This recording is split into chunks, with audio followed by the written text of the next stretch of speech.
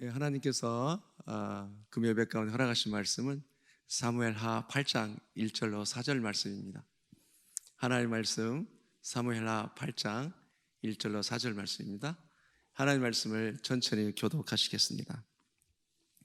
그 후에 다윗이 블레셋 사람들을 쳐서 항복을 받고 블레셋 사람들의 손에서 메덱 암마를 뺏었느니라.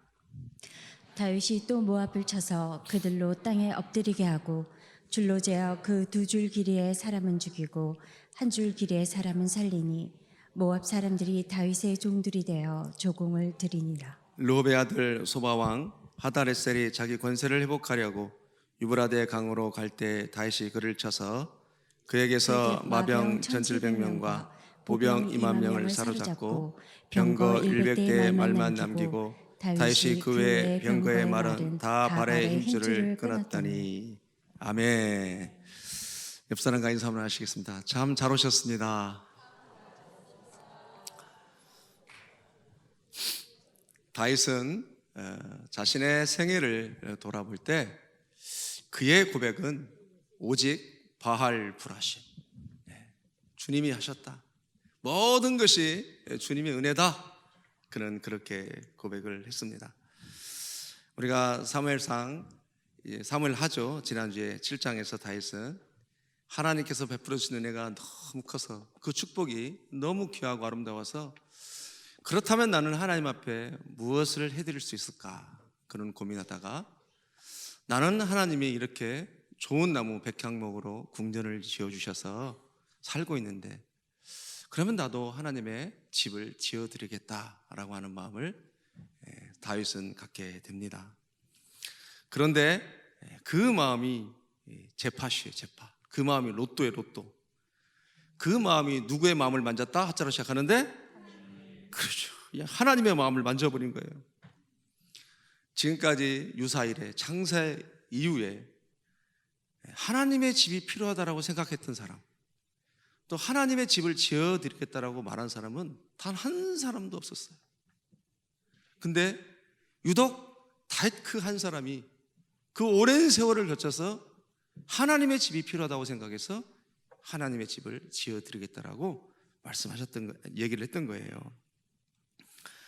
그러니까 하나님이 지금까지 수많은 언약을 한 것도, 성막을 지으라고 한 것도 하나님의 백성과 함께 하고 싶어서 그 많은 언약과 또 성막을 지으라고 하시고 나는 너의 하나님이고 너는 내 백성이 되기를 원하는 그 강렬한 마음이 하나님의 마음이었거든요. 근데 이 마음을 다윗이 알아버린 거예요. 그래서 하나님의 집이 필요하다, 그렇게 다윗이 고백했던 거예요. 그것이 하나님의 마음을 만져드린 겁니다. 마치 그런 거죠. 마태복음 16장 16절에 주는 그리스도시요 살아계신 하나님의 아들이라고 베드로가 고백을 했잖아요. 그때 그 베드로의 고백을 듣고 마태복음 16장까지는 한 번도 십자가에 대해서 말씀을 안 하셨어요. 그러나 예수님이 이 땅에 오신 목적이 무엇인지를 깨달은 사람이 드디어 나온 거예요. 그래서 그 다음부터는 본격적으로 이 땅에 오신 그 목적, 그동안은 십자가를 드러내도 감당이 안 되는 거, 이해도 못하고, 그런데 주는 그리스도시요 살아계신 하나님의 아들 sonship과 kingship, 이 땅에 오신 씨와 그 킹십, 시댐을 흘려보내고 그 다음에 왕권을 가지고 하나님 나라를 이룬다라고 하는 그 비밀을 베드로가 알건 거예요. 그 고백을 듣고 드디어 우리 주님이 십자가의 사역을 걸어가잖아요. 마치 창세 이후에 단 한 사람도 하나님이 집이 필요하던 사람하고 고백하는 사람이 없는데 다윗이 그 고백을 해주는 바람에 하나님께서 감동이 됐던 거예요. 그래서 하나님의 집은 성막도 아니고 성전도 아니고 오직 너희 안에 거처 삼는 것이 하나님의 마음이었는데 다윗이 하나님의 마음을 알았기 때문에 이제 하나님이 다윗에게 엄청난 축복을 주잖아요. 오케이, 내가 오늘 이후로 너와 같은 고백을 하는 자에게 그를 나의 처소를 삼고 거처를 삼고 내가 성전 삼을 수 있다, 그렇게 하나님이 말씀을 하셔요. 너와 너의 후손을 보존케 할 것이고, 이제는 사울은 은총을 빼앗았지만 그러나 너와 너의 후손들은 너의 고백 위에, 너와 동일한 내가 하나님의 거처 삼기를 원합니다. 내가 하나님의 성전 되기를 원합니다. 그 고백하는 자에게 하나님은 영원토록 하시겠다. 내가 인생의 채찍과 매를 들어서라도 징쳐서라도 사울에게서는 은총을 빼앗았지만 그러나 너의 후손에게서는 빼앗지 않겠다. 그렇게 말씀하시면서 하나님 언약을 열어나가시는데, 다시 말해서 아버지와 아들 관계로 가겠다는 거예요. 이제는요. 지금까지는 멀리 있는 하나님이죠. 역사하신 하나님. 그러나 지금은 전능한 하나님이 아니라 너의 구체적으로 삶 가운데 아버지와 아들의 관계로 가겠다라고 하는 것이 지난주에 7장의 말씀이었어요. 사랑하는 성도 여러분, 이 시간 여러분이 도전합니다. 그 하나님과 다윗과의 언약이 오늘도 우리를 고쳐가는 줄 믿습니다. 그래서 그 언약 안에서 우리를 고쳐가는데, 그럼 오늘 8장의 내용이 뭐냐? 그 핵심은 뭐냐? 그 다윗과의 언약 안에서 하나님이 그러면 어떻게 그 하나님의 성실을 이루어갈 것인지, 하나님이 언약하신 것을 하나님이 성실하게 어떻게 그 언약을 이루어 나가는지를 말씀하시는 하나님이기 때문에 그 말씀을 성취하신 하나님이 오늘 이제 8장에 드러나기 시작해요. 그러니까 지금까지 이스라엘 백성들에게 나타난 전쟁이라고 하는 것은 이제 항상 수세적 어떤 그 방어적 차원에서 전쟁을 했어요. 그러나 지금부터의 모든 전쟁이라고 하는 것은 이제는 선제적 공격으로 나가요. 이제는 성취적 공격으로 이제 하나님이 이스라엘 역사 가운데, 이게 누가 이렇게 하는 거예요? 하자로 시작하는데 하나님이 하는 거예요. 지금까지는 이스라엘 백성들이 이걸 깨닫기를 원했던 거예요. 하나님 나라가 뭔지를. 근데 하나님이 사람에게 거쳐 삼기를 원한다는 것을 드디어 이제 백성들이 알기 시작했기 때문에 구체적으로 하나님의 구속사가 일어나기 시작하는데, 하나님이 그 언약을 성취해 나가신다, 그 얘기예요. 전쟁의 양상이 이제 달라지는 것이죠.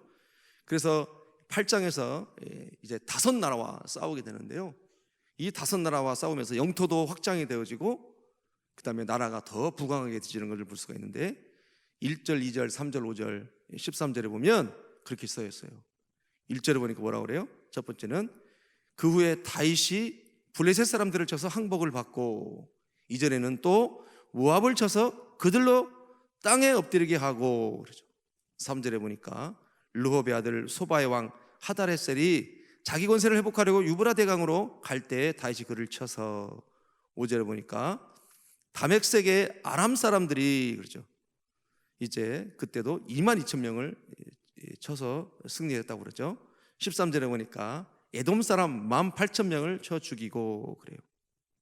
5나라 하나님이 드디어 이제 언약을 구체적으로 이루어 나가시는 것을 볼 수가 있는데, 그리고 이 전쟁의 표현들을 하나님은 뭐라고 말씀하시냐면 6절과 14절에 이렇게 얘기합니다. 같이 읽어볼까요? 시작. 다윗이 다메섹 사람의 수비대를 두매 아람 사람이 다윗의 종이 되어 조공을 바치니라. 다윗이 어디로 가든지 여호와께서 이기게 하시니라. 아멘. 14절도 보니까 다윗이 어디로 가든지 여호와께서 이기게 하셨더라. 그래요. 하나님이 하신 일인 것이죠. 하나님이 다윗이 어디로 가든지, 그러면 왜 이기게 하셨을까? 그것이 하나님과 다윗의 언약의 성취예요. 하나님이 그 언약을 성취하는 거예요. 8장에서 무엇을 말하냐면 사람의 성실을 말하는 것이 아니라 하나님의 성실을 말하는 거예요. 하나님의 열심, 언약의 성취를 말씀하고 있는 것입니다. 하나님은 말씀하셨기 때문에 그 말씀을 성실하게 지키시는 하나님이신 줄 믿습니다. 능력도 물론 있으시고요. 우리의 성실이라고 하는 것은 한계가 있잖아요. 하나님이 하시는 거예요. 자, 그러면 이 다윗은 이 하나님의 성실 앞에, 말씀이 지금부터 중요한데, 하나님이 하시는 이 하나님의 성실 앞에 다윗은 얼마만큼 그 하나님을 신뢰했는가, 이게 중요해요. 얼마만큼 다윗이 하나님을 신뢰했는지 한번 말씀을 보겠는데, 3절과 4절이 이렇게 기록하고 있습니다.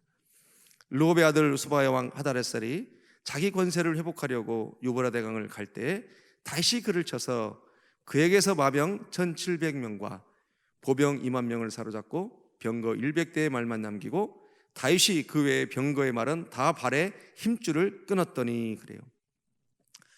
여러분, 다윗이 그 외의 병거의 말은 다 발에 힘줄을 끊었다 그랬는데, 지금 어떤 상황에서 이 말의 힘줄을 끊었냐면요, 전쟁을 다 마치고 말의 힘줄을 끊은 것이 아니라 전쟁 중에 말을 끊은 거예요. 한참 정전 중에, 그것도 힘을 얻었으니까 더 뻗어나가야 되는 상황이에요. 그런데 수천 마리의 말의 힘줄을 끊어버렸다는 거예요. 야, 이거 대단한 거 아니에요, 여러분? 그러니까 전리품을 얻었기 때문에 앞으로 더 뻗어나갈 수 있는 힘을 얻었는데도 불구하고 도리어 어떻게 하는 거예요? 지금 다윗은 말의 힘줄을 끊어버려요. 왜요? 왜 끊었을까? 다윗이 하나님을 의지하지 않고 자기 힘을 의지할까 봐 의지적으로 지금 하나님을 선택하는 거예요. 자기가 혹시라도 하나님을 의지하지 않을까 봐 오히려 하나님을 의지할 수 있도록 자기가 가지고 있는 더 뻗어날 수 있는 그런 엄청난 군사력들을 오히려 다 말의 힘줄을 잘라버려서 진짜로 오직 하나님을 의지하고 나가는 거예요. 왜? 그 언약을 붙들겠다는 거예요. 하나님의 성실을 나는 봤다는 거예요. 나의 성실을 바라보는 것이 아니라 나의 성실은 교만이라는 거예요. 내가 성실하면 얼마나 성실하겠냐는 거죠. 그러나 하나님이 성실하면 지금까지 이랬던 것처럼 더 하나님이 일할 수 있도록 나의 모든 전리품을 다 끊어버리겠다는 거예요. 이야, 다윗이 위대해요. 여러분, 그러니까요, 다윗은 신명기 17장 16절에 그 하나님의 말씀과 명령을 기억하고 의지적으로 하나님을 선택해요. 이때 딱 보여줘야죠. 17장 16절 말씀을 딱 그냥 타이밍에 한번 읽어볼까요? 시작.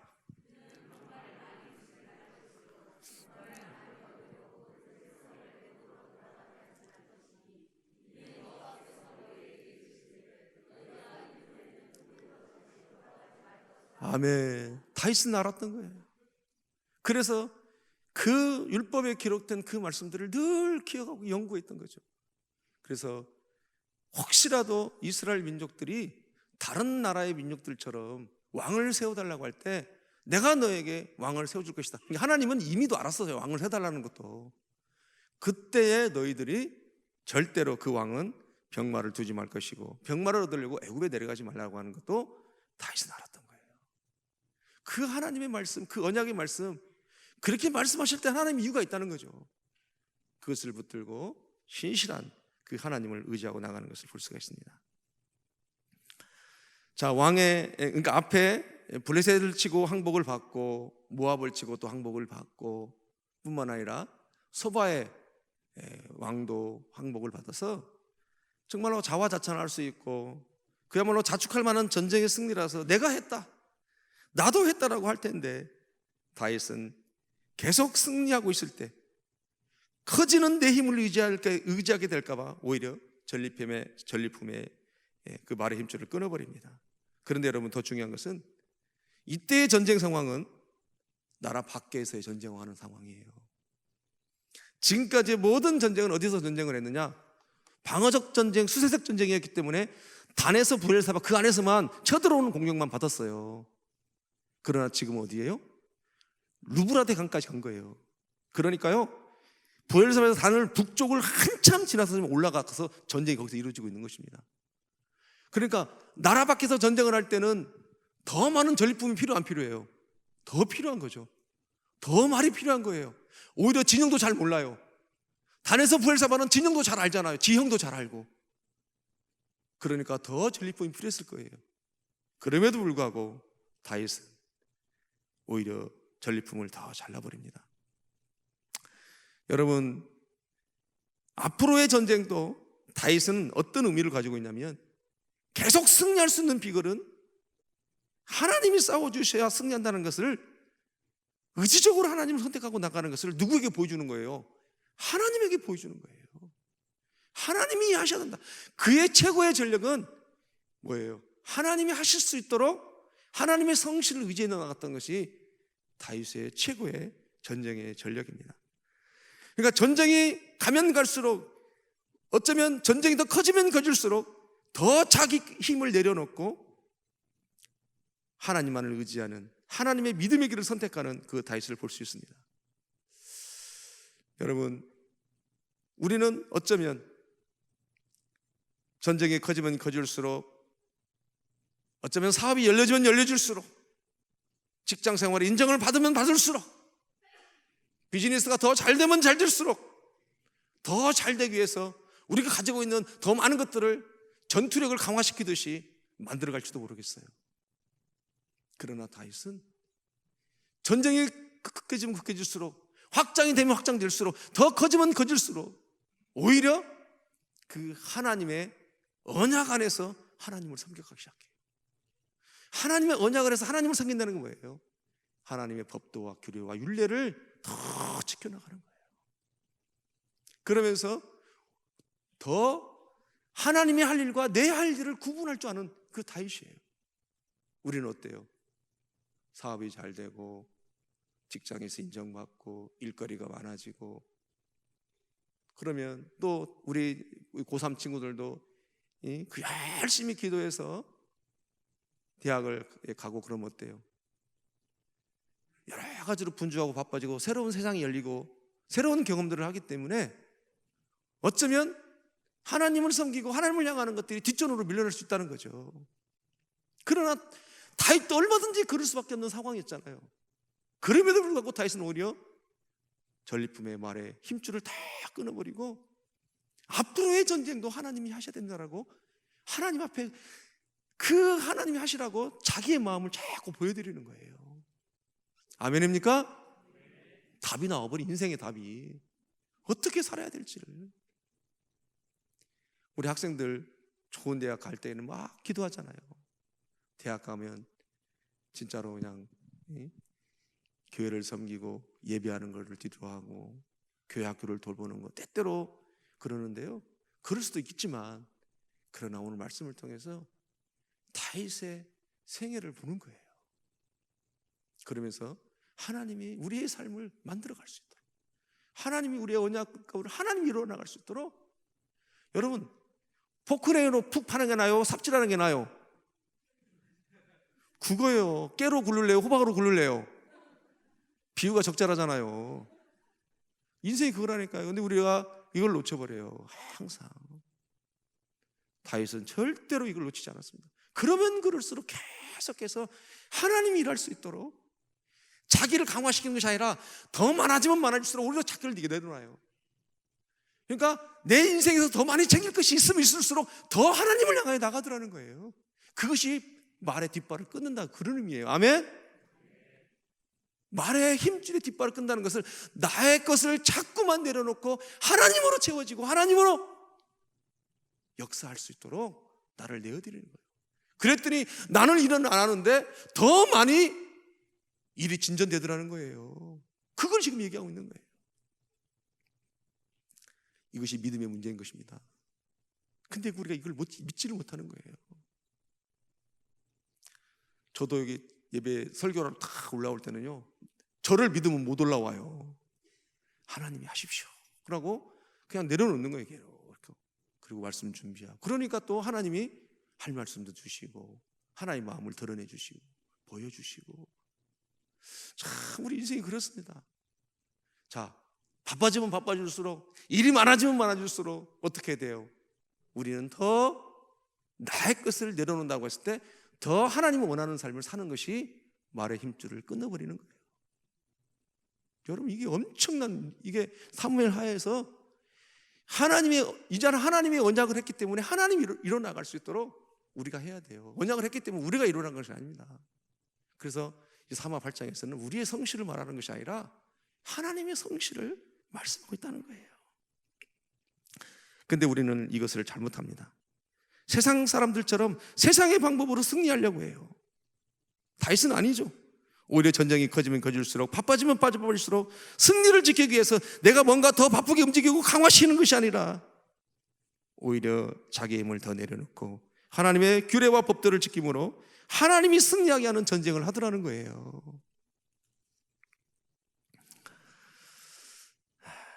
그런데 사울은 그걸 못했잖아요. 사울은 전쟁 한번 했다고, 그거 그냥 이겼다고 하나님을 의지하기보다는 더 세상적인 방법으로 전쟁하려고 그러니까 결국은 사울이 다 져버린 거예요. 그러니까 다윗과 사울의 그 차이인 것이죠. 오늘 이 사울과 다윗을 통해서 우리에게 그런 주시는 메시지가 있는 것입니다.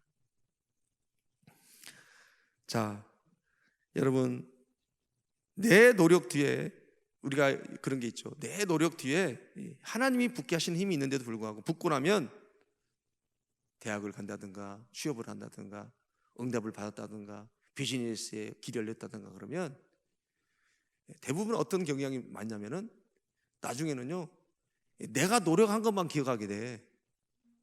그렇게 된다니까요. 그러니까 다윗의 비결은 그거를 놓치고 싶지 않아서 계속해서 그런 마음이 들어오지 않도록 이것도 하나님이 하셨습니다. 저것도 하나님이 하셨습니다. 그러므로 하나님이 더 하십시오. 나는 하나님 앞에 더 집중하겠습니다. 이게 원리라는 거예요. 근데 그걸 놓쳐버리면 내가 노력하고 내가 수고한 것만 자꾸 생각나는 거예요. 이게 안 그럴 것 같죠? 그게 순간에 들어온다니까요. 참 중요하죠. 한 번도 다윗은 이 생각을 놓치지 않습니다. 그래서 다윗은 하나님께 계속 집중하는 거예요. 그걸 놓치지 않기 때문에. 근데 그걸 놓쳐버리면 집중을 못해요.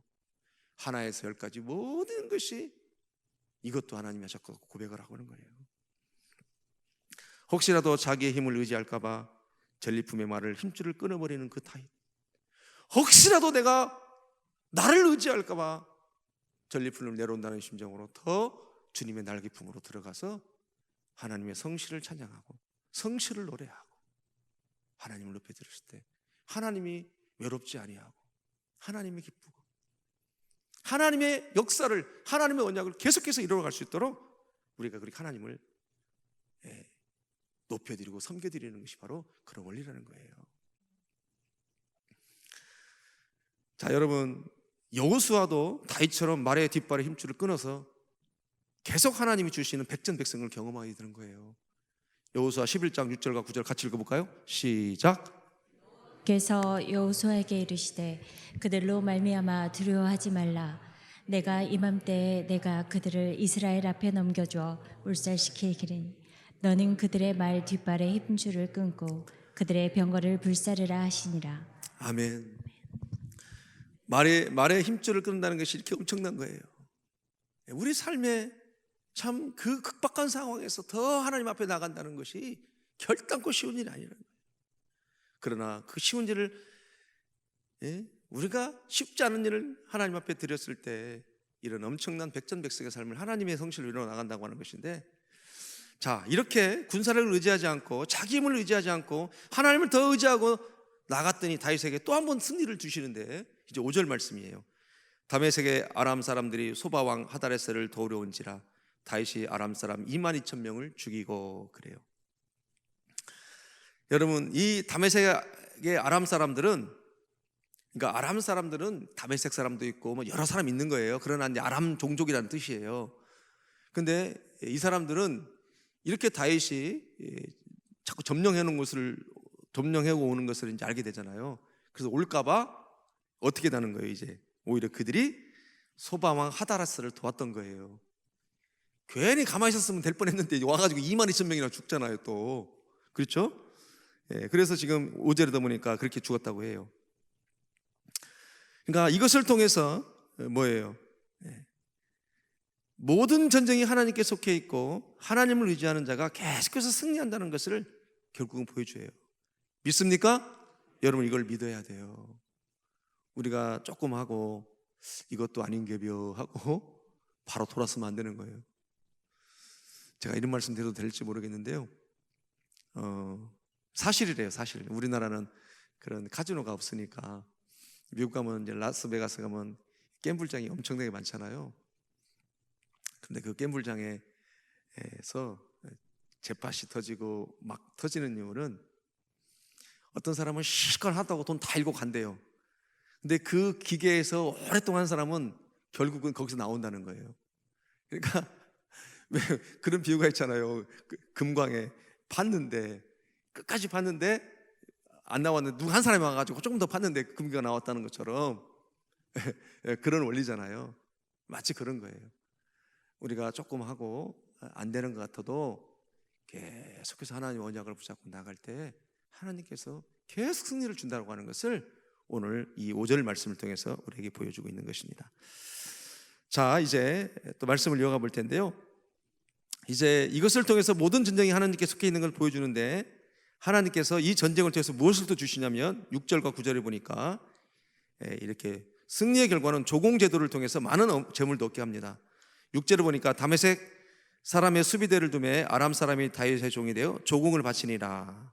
다윗이 어디로 가든지 얘기하셨다. 또 7절에 보니까 다윗이 하다레스 신복들이 가진 금방패를 빼앗아 예루살렘으로 가져오고, 또 다윗 왕이 하다레셀의 고을 받아 베로데에서 매우 많은 노스를 뺏었느니라. 그렇죠. 결국은 이것을 다 나중에는 다윗을 위해서 쓰는 것이 아니고 하나님 나라 성전을 짓는데 다 쓰게 되잖아요. 여러분, 이 말씀을 통해서 우리에게 주시는 메시지가 있어요. 우리 생명샘교회 2020년도 교회 표의 말씀이 뭐예요? 온 교회여 금 일어나 빛을 발하라. 이사야서 60장 1절 말씀이잖아요. 일어나 빛을 발하라. 내 빛이 이르렀고 내 위에 여호와 영광이 임하였느니라 그러잖아요. 제가 송교식 때도 말씀을 나눴지만 내 빛이 이르렀다라고 하는 것은 우리 안에 어떤 빛이 있어요? 예수 그리스도의 빛이잖아요. 참 빛. 이 빛을 발하기 위해서 일어나 빛을 발하라는 거예요. 그러면 하나님께서 어떤 약속을 하셨어요? 2절과 3절에 보니까 혹시 말씀 있나요? 제가 말씀 기록해놨나요? 오케이. 3절에 보니까 그렇다면 어떻게 한다고 그래요? 나라들은 내 빛으로 나올 것이고 왕들은 비치는 내 광명으로 나올 것이고 눈을 들어 사방을 보라. 무리가 다 모여 내게로 오느니라. 내 아들들은 먼 곳에서 올 것이고 내 딸들은 안개 올 거리라고 얘기하셔요. 자, 이게 선십이라면 이제 뒤에는 4절부터 나머지 20몇 절까지는 킹십을 말씀하시는데, 그때 일어나 빛을 발하면 선십을 위해서 일하시면, 하나님 나라에서 일을 하면 하나님께서 반드시 그에게 뭘 주신다고 했어요? 4가지의 부를 주신다고 했잖아요. 하나는 바다의 부가 들어올 것이다. 스바의 은과 금이 들어올 것이다. 게달의 부도 들어올 것이다. 게달은 유목민의 부죠. 그 다음에 다시스의 배, 무역의 부도 들어올 것이다. 그렇게 나라가 부강할 거라고 그랬잖아요. 오늘 말씀처럼 오늘 말씀도 그런 거예요. 하나님의 언약을 이루기 위해서 나는 하나님의 일을 하고, 하나님 일은 뭐예요? 하나님을 섬기는 일이잖아요. 하나님은 하나님 일을 할 때 하나님의 일을 계속적으로 하나님을 잘 섬길 수 있도록, 선십을 감당할 수 있도록 하나님 우리에게 주신다라는 거예요. 아멘입니까? 오늘 이 사마 8장에서도 그렇게 말씀하시는 거예요. 전쟁을 통해서 전리품을 줄 때 우리에게도 계속해서 조공제도를 통해서 그 나라를 부강할 것이다. 우리의 삶을 부강하게 할 것이다. 우리 가족을 책임질 것이다. 그런 의미예요. 여러분, 이 코드 맞추는 것이 너무 중요하잖아요. 하나님의 마음, 하나님의 생각이 어디 있는지, 하나님의 비전이 어디 있는지. 근데 그 선을 넘어가야 돼요. 우리가 어느 정점까지 딱 갔다가 그것을 못 넘어요. 그리 아니하실지라도 그 섬을 딱 넘어가 버리면 그때부터는 하나님께서 주지 말라고 해도 하나님의 불을 주셔서 하나님의 언약을 우리를 통해서 하나님의 이뤄갈 수 있어 하나님의 성실을 우리 가운데 보여주신다. 그런 의미예요. 오늘 말씀에 1절부터 5절까지를 선십을 얘기했다라면 지금 6절부터는 뭘 말해요? 킹십을 말씀하셔요. 반드시 하나님은 이 2가지의 구속사의 2기둥을 가지고 간다라고 하는 것을 우리에게 말씀하고 있는 것입니다. 자, 다윗은 또 승리 앞에, 하나님 앞에 항상 감사를 잊지 않았던 사람이에요. 여러분 9절과 10절을 보면 하마닥 도이가 다윗이 하다레셀에 온 군대를 쳐서 무찔렀다함을 듣고 도이가 그의 아들 요람을 보내 다윗 왕에게 문안하고 축복하니 이는 하다레셀이 도이와 더불어 전쟁이 있는 터에 다윗이 하다레셀을 쳐서 무찌름이라. 요람이 은 그릇과 금 그릇과 놋 그릇을 가지고 온지라. 그러니까 하맛 왕 도이와 소바 왕하고 사이가 안 좋았던 거예요. 그런데 다윗이 이 소바 왕을 물리쳐줬기 때문에 고마워요, 안 고마워요? 고마운 거예요. 그래서 그 아들 요람을 시켜서 은과 금과 롯을 가지고 왔다 그러죠. 자, 그러면서 11절에 보니까 다윗 왕이 그것도 여호와께 드리되 그래요. 그것도 드렸다는 것은 앞에 모든 것도 드렸다 안 드렸다? 드렸다는 의미잖아요. 그게 12절 말씀이에요. 곧 아람과 모압과 암몬 자손과 블레셋 사람의 아말렉에서 얻은 것들을 소바왕 르홉의 아들 하다레에서 노력한 것과 같이 드리니라 그래요. 그러니까 모든 것을 여호와께 드렸다 이렇게 표현한 것이죠. 감사를 잊지 않았다라는 거예요. 다시 말해서 다윗 스스로가 하나님이 하신 것을 속이지 않았다는 거예요. 하나님이 하신 일을 속이지 않았다는 거예요. 그러니까 하나님께서 하나님의 성실을 보였을 때 얻어지는 모든 것을 하나님 앞에 영광 돌렸다, 하나님 앞에 드렸다는 거예요. 그러므로 하나님이 계속해서 다윗의 나라를 견고케 하고 그의 후손을, 왕위를 새롭게 하는 걸 우리는 말씀을 통해서 볼 수가 있습니다. 여러분, 또 한 가지 더 말씀을 드리고 중요한 말씀을 더 나누겠는데요. 다윗은 15절을 보니까 이제 온 이스라엘 어떻게 다스렸냐면은, 다윗이 온 이스라엘을 다스려 다윗이 모든 백성에게 정의와 공의를 행할세, 그래요. 공의와 정의로 공정한 재판을 가지고 하나님 율법에 일치한 행동으로 다스렸다고 하는 것인데, 신정왕국 왕답게 하나님의 말씀과 공의에 입각해서 이스라엘을 다스렸다는 것입니다. 그러니까 다윗은 국가를 혼자 독재적으로 운영하지 않았다는 거예요. 여러분 16절부터 18절 말씀해 보니까 이제 여러 기관을 그가 둡니다. 여러 기관을 두는데 어떤 기관을 둬요? 그에게 군사적인 기관, 종교적인 기관, 사법기관, 자문기관, 대신까지 다양한 이렇게 어떤 각자의 직분을 인정해 주면서 역할을 분담하는 것을 볼 수 있습니다. 이 말씀을 통해서 우리에게 주신 메시지가 있는데요. 여러분, 우리가 가령 가정에서 아내는 아내에게 그 직분에 맞는 역할을 줘야 된다는 거예요. 가령 경제력도 남편이 벌었다고 해서 남편만 결정권을 가져서는 안 된다는 거예요. 여자에게도, 아내에게도 남편이 벌었지만 그것을 결정할 수 있는 경찰권을 줘야 한다는 거예요. 그러니까 생활비를 준다는 차원이 아니라 그 돈을 벌었다라면 아내도 그 돈을 쓸 수 있는 결정권을 줘서 의논할 수 있는 결정권을 줘야 된다는 거예요. 물론 반대로 여자가 벌었어도 아이들을 위해서라도, 가정을 위해서도, 그 조직을 위해서, 그 나라를 위해서, 결국은 가정도 하나님 나라니까 아내가 벌었다 할지라도 남편도 결정할 수 있도록 그것을 해줘야 된다, 그런 의미예요. 우리가 가정에서 대부분 이런 경우가 많잖아요. 자녀는 자녀라서 무시하고, 어리면 어리다고 무시하고, 또 아내는 아내라서 무시하고, 때로는 아내는 남편이 능력이 없다고 생각해서 또 무시할 때도 있고. 근데 다윗은 혼자 나라를 운영하지 않았다는 것을 오늘 또 보여줘요. 왜 그토록 다윗이 하나님 마음에 합한 자였는지, 왜 그토록 하나님의 마음을 만졌는지, 우리가 사무엘하 8장을 통해서도 한 사람의 크리스찬이, 한 사람의 하나님의 사람들이 어떻게 살아가야 되는지를 오늘 이것을 통해서 보여주고 있다는 것입니다. 우리는 때때로 역할만 강조하고 실제로 어떤 권한을 주지 않을 때가 많다는 거예요. 너무 중요하죠. 여러분, 남편이 벌어서도 아내에게 충분한 결정권을 줘야 됩니다. 만약에 그렇지 않다면 얼마나 그걸 비애감을 느끼는지 몰라요. 정말로 섭섭하고 자존심 상하고. 반대로 여자가 많이 벌었어도 남자의 결정권을 줘야 돼요. 그래야 어떻게 돼요? 하나님이 기뻐하시는 가정으로 세워질 수 있어요. 이것이 어머니의 영향력이고 아버지의 영향력이라는 거예요. 여러분, 무슨 성적인 문제, 그런 것만 아버지의 영향력이고 자녀를 챙기는 것이 아버지의 영향력이 아니고 어머니의 영향력이 아닙니다. 그런 경제권까지도 아버지의 영향력이 배려해주고 인정해주는 것이, 그것이 아버지의 영향력이라는 거예요. 우리는 많은 부분에서 구분해서 놓치는 경우가 있는데, 우리가 다윗의 나라를 통치할 때 어떻게 통치하는지, 가정의 경제를 통해서, 물질을 통해서 누군가 원성이 사고 괴롭고 비참해지고 자존심 상해버리면 안 되잖아요. 매우 중요하다고 생각이 됩니다. 자, 여러분, 결론은 이겁니다. 지금 하나님께서 7장에서 다윗과 언약을 하시고 8장에서 이제는 영토를 확장하고 그 다음에 나라가 부흥할 수 있도록 모든 걸 하나님께서 이뤄나가는 것인데요, 이 모든 언약은 다윗의 언약으로부터 시작된 게 아니라 아브라함과의 언약에서부터 시작이 됐어요. 아브라함의 언약을 다윗의 고백을 통해서 이제는 좀 더 구체적으로 이뤄 나가는 것이 바로 이 하나님의 일하심이에요.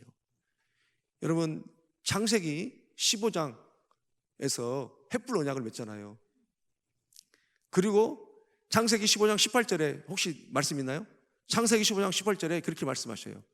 그날에 여호와께서 아브라함과 더불어 언약을 세워 이르시되 내가 이 땅을 애굽 강가에서부터 큰 강 유브라데까지 내 자손에게 주노니 그래요. 지금 하나님이 이것을 언약을 하시고 가나안 땅 부엘삽에서 단까지는 1차적인 하나님의 언약을 하나님이 열심으로 이루어 나가셨죠. 그리고 이제 아브라함의 언약을 다윗의 고백 위에 하나님 좀 더 언약을 진전해 나가는 것을 볼 수가 있습니다. 즉 하나님, 나를 당신의 처소 삼으십시오. 당신의 성전 삼으십시오. 하나님, 나의 힘줄을 끊고 하나님의 성실을 의지하겠습니다. 그런 고백하는 사람을 통해서 하나님의 언약이 진전된다는 것을 볼 수 있는 것입니다. 아멘입니까? 다시 말해서 지금까지 우리 모든 삶 가운데 하나님 나를 하나님의 처소 삼으십시오. 성전 삼으십시오. 거처 삼으십시오. 이런 고백이 잘 않았다면 진정으로 내가 하나님 내 모든 삶에 말의 힘줄을 끊겠습니다라고 고백할 때에 하나님이 아브라함과 언약했던 그 모든 언약들을 나 한 사람을 통해서도 엮어져서 하나님의 구속사를 이루어 나간다는 것을 보여주고 있는 것이 믿습니까? 다시 말해서 무슨 얘기냐면요, 아브라함의 언약이 이렇게 확장되어지고 또 확장되어지는데 결국은 유브라데 강까지도 하나님의 언약을 이룬다는 것을 너 믿느냐? 아멘? 그렇다면 장차 완성될 그 하나님 나라로 너 믿을 수 있겠냐? 그 얘기예요. 엄청난 얘기입니다. 지금 이게 여러분, 단지 우리 한 사람이 잘 먹고 잘 사고 그런 차원이 아니에요. 하나님의 언약을 이뤄나가는데 다윗의 고백을 통해서 아브라함의 언약이 진전되어지고 하나님의 구속사가 일어나고 하나님의 뜻이 성취되어지고 이런 놀라운 역사 가운데 우리 한 사람 한 사람 다윗과 같은 고백을 기다리면서 우리가 다윗의 고백이 있을 때 좀 더 우리의 삶에 구체적으로 멋지게 선식과 킹십을 이뤄나간다라고 하는 것을 오늘 이 말씀을 통해서 이렇게 보여주는 거예요. 아멘입니까? 신실하신 하나님, 성실하신 하나님, 나의 성실로 구속사를 이뤄나가는 것이 아니라 하나님의 성실로 하나님의 열심으로 구속사를 이뤄나가신 하나님 아버지, 오직 나는 내 삶에 하나님이 성실을 이끌어나갈 수 있도록 내 삶의 모든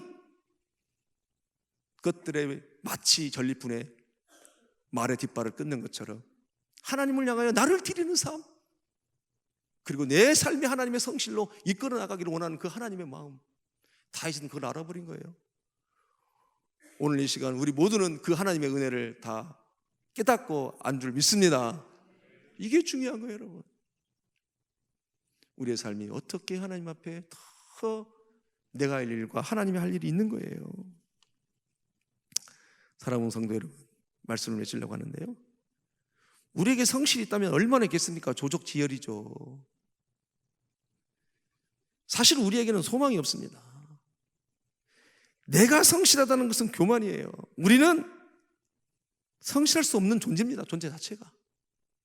그러므로 하나님의 성실로 우리의 삶을 이끌어 나갈 수 있도록, 이것이 바로 우리의 능력이에요. 하나님의 성실이 우리의 능력인 줄 믿습니다.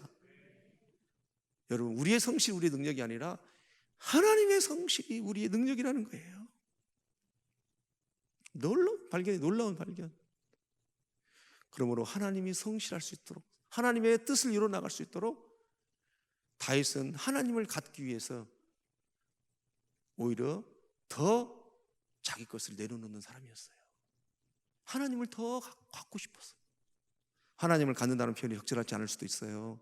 그러나 그의 심정은 그렇다는 거예요. 왜? 하나님이 어떤 분을 알았기 때문에. 그 생애를 그는 경험했잖아요. 목동에서부터 유다의 왕으로 이스라엘의 통일왕국의 주권자로 세우기까지 그 모든 것을 바알보라심으로 본 거예요. 그러니까 끊임없이 자기 걸 내려놓는 거예요. 더 하나님이 일할 수 있도록. 그럼 우리는 어떻게 해야 돼? 우리도 인생에 모든 걸 다 봤잖아요. 하나님 우리 인생은 어떻게 책임지는 것을 지금까지. 그렇다면 하나님의 그 힘을 믿어서 우리를 강화시키려고 하는 것이 아니라 하나님의 은혜를 가지고 더욱더 나는 하나님의 품으로 들어가는 거예요. 하나님의 품으로 들어간다는 게 뭐예요? 용서하고 사랑하고 기도하고 찬양하고 예배하는 것이 하나님 품으로 들어간 거예요. 아멘입니까? 예배하고 사랑하고 용서하는 것이 말의 힘줄을 끊는 거예요. 아멘?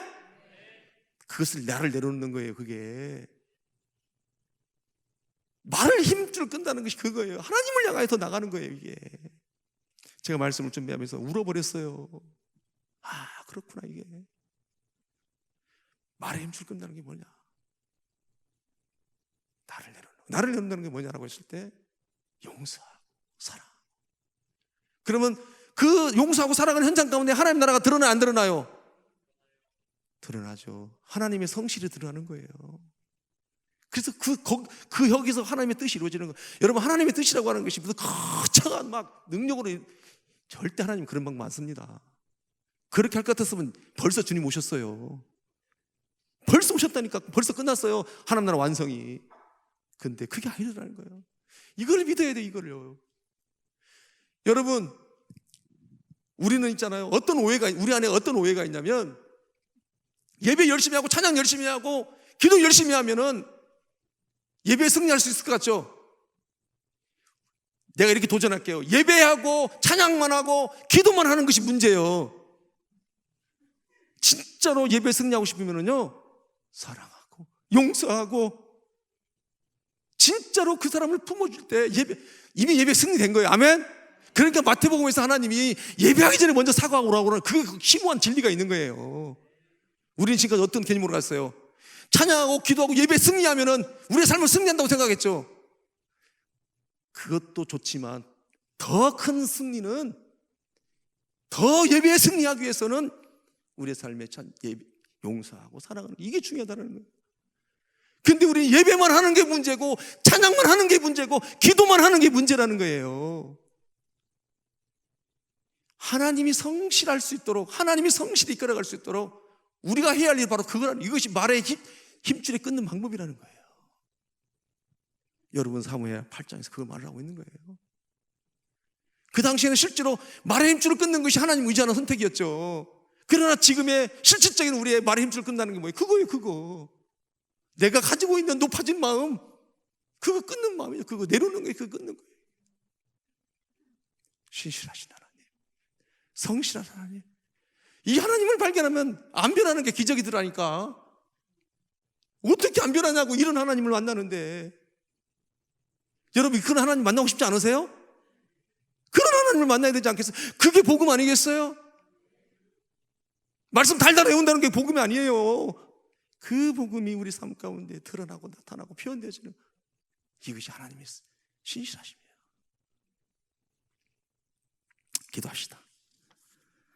기도하시겠습니다. 신실하신 하나님, 하나님의 행하심이 어찌 그리 선하시고 아름다우신지. 하나님의 능력을 우리는 엄청난 막 성령의 역사고 보이는 외적인 능력으로만 하나님의 행하심이라고 알 때가 너무 많았는데, 하나님의 일하심은 우리 한 사람 한 사람을 통해서 하나님을 드러내기를 원하시는 그 하나님의 모습을 봅니다. 하나님, 그 신실하신 하나님을 믿고 나가는 우리 모두가 되게 하여 주시옵소서. 예수님의 이름으로 기도합니다.